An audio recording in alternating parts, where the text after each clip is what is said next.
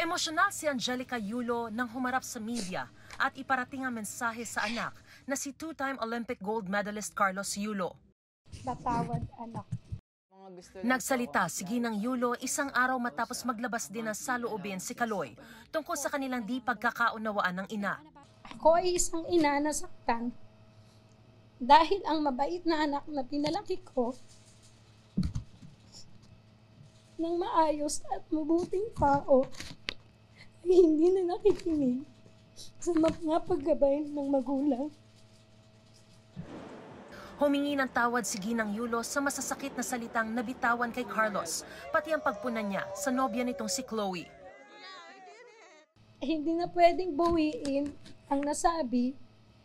Ang amin lang, handa na ako at ang papa mo mag-usap tayo ng bukas ang loob na may pangunawa anumang oras na handa ka pag-uwi mo upang maayos ito.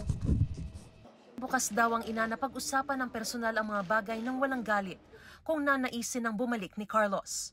Iintindihan ko na maaaring tignan ng iba na kaya lamang ako nagsasalita ngayon ay dahil sa iyong tagumpay at kasaganaan.